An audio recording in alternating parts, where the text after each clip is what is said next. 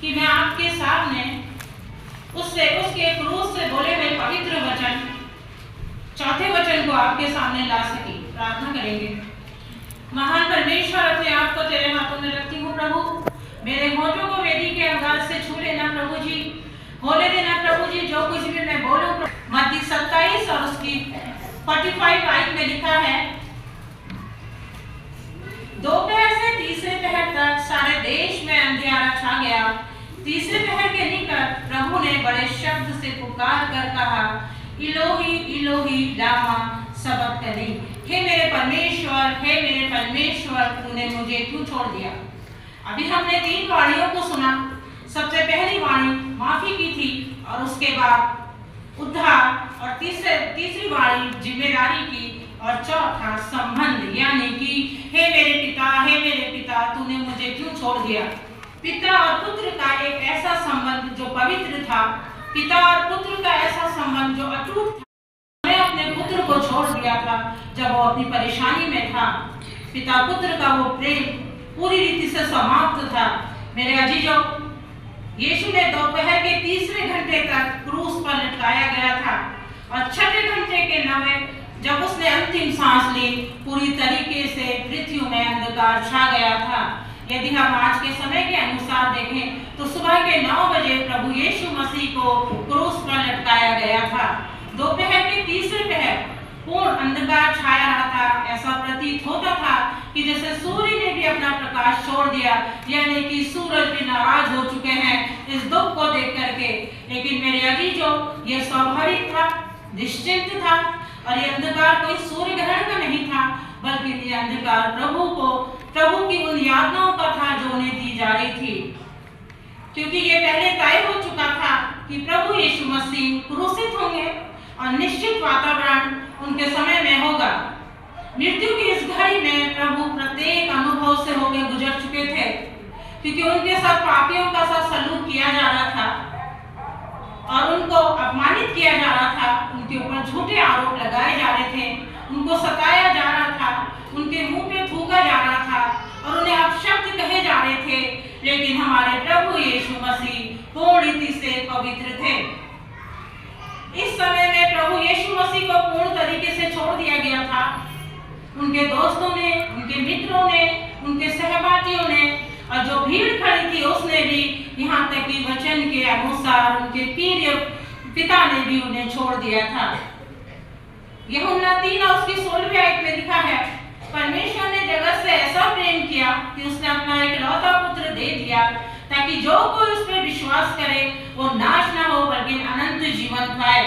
मेरे अजीजों, ये आयत यहाँ पर को प्रमाणित होती है कि प्रभु यीशु मसीह ने अपने जीवन को हम पापियों के लिए दे दिया था, और यहाँ पर को पिता और पुत्र का पूर्ण रीति से संबंध टूट चुका था।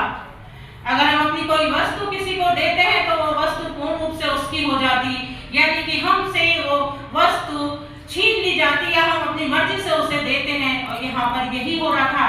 उस पिता ने दर्द भरे हृदय से अपने इकलौते पुत्र को क्रूसी मौत के लिए छोड़ दिया था, ताकि मैं और आप बचाए जा सके थे। वो श्रापित हो चुका था और पूर्ण रीति से अकेला हो चुका था, और यहाँ तक पहुँचने के लिए उसने कई अनुभवों का सामना किया था और वो पूरी तरीके से टूट चुका था।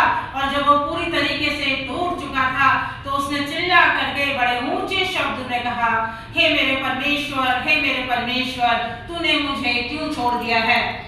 क्योंकि अंधकार पाप को दर्शाता है और ज्योति अंधकार का कोई मेल नहीं होता, और प्रभु यीशु मसीह को स्वयं ज्योति थे और वो अंधकार को हटाने के लिए और मुझे और आपको बचाने के लिए पूर्ण रीति से अंधकार में चले गए थे।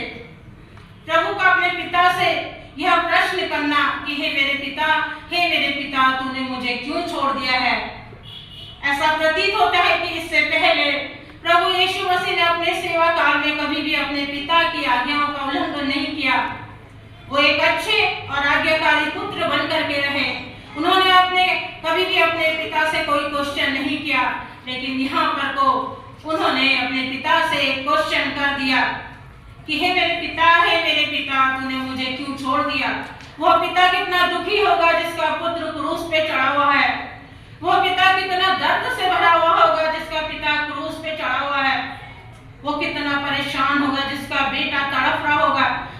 शरीर से खून बह रहा होगा, जिसके चेहरे पे उदासी होगी। न जाने कितने जख्म उस बेटे को दे दिए होंगे और न जाने कितने बार वो बेटा चिल्लाया होगा कि हे मेरे पिता, तूने मुझे क्यों छोड़ दिया। उसका पुत्र बहुत सी परेशानी में होकर गुजर रहा होगा। हो सकता है प्रभु जानते हो कि उसके पिता ने उसे क्यों छोड़ा, क्योंकि वो जानते थे कि उनकी इच्छा नहीं बल्कि उसके पिता की इच्छा उनके जीवन से पूरी हो। और पिता भी जानते थे कि वो अपनी इच्छा के अनुसार उन्होंने अपने बेटे को भेजा, जो इकलौता बेटा था, जो क्रूसी मौत को सह रहा था, और वो भी उसकी बात को सुन रहे थे और कह रहे थे कि हे पिता, तूने मुझे क्यों छोड़ दिया। कितना अजीब सा क्वेश्चन है।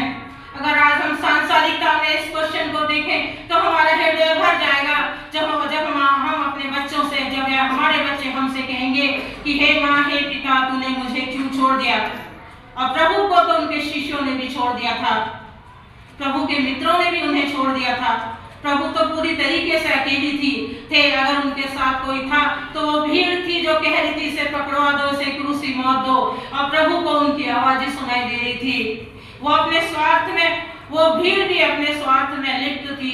वहां खड़े होकर वो भी प्रभु यीशु मसीह को छठे में उड़ा रही थी, वो भी प्रभु यीशु मसीह का उपहास कर रही थी, वो भी कह रही थी कि इसे क्रूसी मौत दो। कैसा समय होगा जब अंधकार छा गया होगा और प्रभु यीशु मसीह क्रूस की मौत सह रहे होंगे। मेरे अजीजों, आज हमारा जीवन भी यही है। हम भी अपने स्वार्थ में लिप्त होकर के, संसार की अभिलाषाओं में फंस करके उसको छोड़ देते हैं। लेकिन वचन कहता है कि ना मैं कभी तुझे छोड़ूंगा और ना कभी मैं तुझे त्यागूंगा। भजन संहिता 22 और उसकी 1 और 2 आयत को हम पढ़े तो वहां लिखा है, हे मेरे परमेश्वर, हे मेरे परमेश्वर, तूने मुझे क्यों छोड़ दिया। तू मेरी पुकार से और मेरी सहायता करने से क्यों दूर है। मेरा उद्धार कहाँ है। यानी कि दाऊद ने अपने वचन में पहले से ही दर्शा दिया था और इन सब का होना निश्चित था। प्रभु यीशु मसीह क्रूस से कह रहे थे, हे मेरे पिता, हे मेरे पिता, तूने मुझे क्यों छोड़ दिया। प्रभु यीशु मसीह हमारे गुनाहों से श्रापित बन गया था, उसे पूर्ण रीति से श्रापित कर दिया गया था। और प्रभु बड़ी खामोशी से उस दर्द को सह रहे थे और बड़ी खामोशी से उस पीड़ा को सह रहे थे, उस कांटों के ताज को सह रहे थे जो उनके सर पे था। फिर भी वो खामोश थे। वो जानते थे कि अगर वो कुछ बोलेंगे उनकी कोई नहीं सुनेगा। मेरे अजीजों, प्रभु यीशु मसीह ने पूर्ण रीति से अपने आप को उस क्रूसी मौत के लिए तैयार कर लिया था।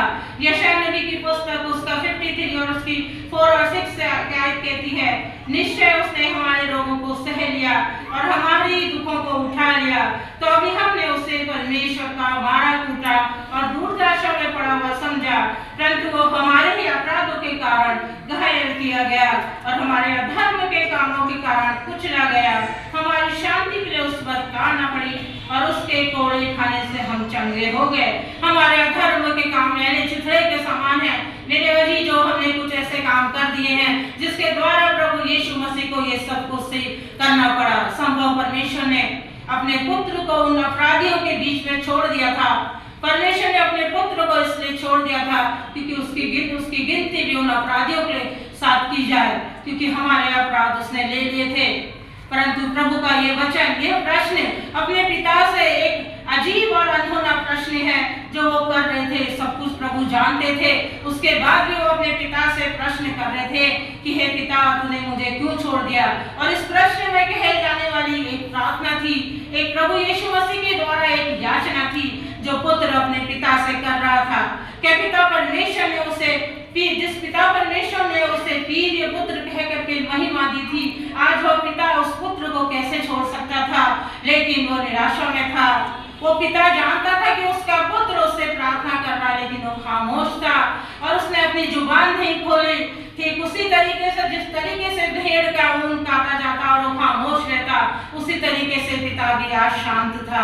अगर पिता कुछ बोल उठता तो मेरे ख्याल से बहुत कुछ हो जाता, लेकिन उसको पता था कि उसका प्रिय पुत्र जिसको उसने महिमा दी है वो उसकी इच्छा पूरी करने को इस संसार में आया हुआ है। इसी प्रार्थना के बाद प्रभु ने निराशा नहीं बल्कि जयमात के साथ अपने लक्ष्य की पूर्ति करी और उसने हंसी खुशी के साथ हमारे लिए उस क्रूस को सह लिया जो हमारी थी। हम विश्वासी के जीवन में भी अक्सर यही महसूस होता है कि हमें पिता ने छोड़ दिया और हम अंधकार में चले गए हैं। लेकिन मेरे अजीजों, परमेश्वर का वादा है कि मैं तुम्हें कभी ना छोड़ूंगा और ना कभी त्यागूंगा। यदि हम विश्वास से मजबूती में खड़े रहेंगे, कभी भी एहसास नहीं होगा कि उस परमेश्वर ने हमें छोड़ दिया। प्रभु यीशु की मसीह की असहनीय पीड़ा से गुजर गया तमाम कष्टों को उभारना और ये कहना कि पिता तूने मुझे क्यों छोड़ दिया। परमेश्वर ने हमें बहुत अच्छा जीवन दिया, लेकिन हमारे जीवन में हम कुछ ऐसे कामों को कर जाते हैं और हमें मजबूरन कहना पड़ता है, हे पिता तूने मुझे क्यों छोड़ दिया। परमेश्वर पापी से प्रेम करता है, पाप से नहीं, और इसी पाप के कारण उसे संसार में आ गया ताकि वो हमारे जीवन को बचा सके, ताकि हम अपने पापों से फिर करके उस परमेश्वर को की ओर अपनी दृष्टि को करें, जिसने कहा है कि मैं तुझे कभी ना छोड़ूंगा और कभी ना त्यागूंगा। प्रभु जानते थे कि क्यों कर उन्होंने अपने पुत्र की अवहेलना की अनुमति दी, परंतु वो भीड़ जो वहां पर को खड़ी थी, जिनके सामने प्रभु यीशु मसीह क्रूस पे लटकाए गए थे, वो भीड़ नहीं जानती थी कि किस उद्देश्य के कारण प्रभु यीशु मसीह को क्रूसी मौत दी गई है। वो उसकी इच्छा को नहीं जानते थे, वो केवल हंस रहे थे, प्रभु को ठट्ठे में उड़ा रहे थे, और वो ये नहीं जानते थे कि यही हमारा उद्धार करता है, जिसने हमारे पापों को लेकर के चले गया और जिसने हमें छुटकारा दे दिया। मेरे अजीजों, हम लगातार हर स्तर में इन वाणियों को सुनते हैं, अलग अलग लोगों के द्वारा सुनते हैं। क्या ये सत्य है कि हमने इन वाणी के द्वारा अपने हृदय को तैयार किया? क्या ये सत्य है कि प्रभु परमेश्वर की योजना के अनुसार हमने अपने जीवन को तैयार किया?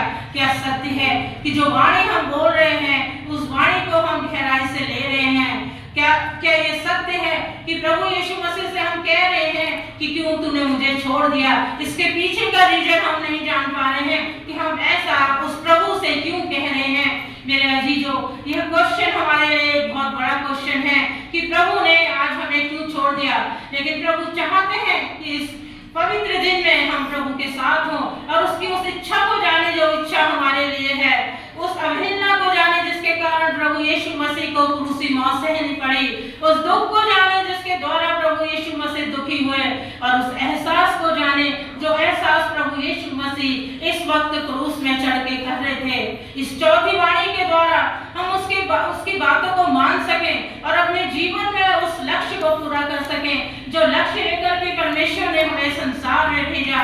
क्या आज हम अपने जीवन का लक्ष्य पूरा करके कहते हैं कि हे प्रभु तूने मुझे छोड़ा नहीं, बल्कि तूने मुझे पकड़ कर रखा और मैं जिंदगी में अपने जब आगे बढ़ रहा हूँ तो तू मेरे साथ साथ है।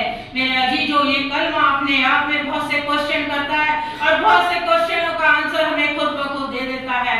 छोड़ा जाना, त्यागा जाना प्रभु के साथ था, और आज अगर हम नहीं माने, प्रभु की उस वाणी को नहीं सुना या प्रभु के उस वचन को नहीं सुना, तो यकीन कर लीजिए कि आज भी हम छोड़ दिए जाएंगे। प्रभु तो हमारे लिए छूट गए थे, लेकिन प्रभु हमें पूर्णति से छोड़ देंगे और उसके बाद का जीवन हमारा क्या होगा? हम कहाँ होंगे? हम कैसे होंगे? किस हाल में होंगे?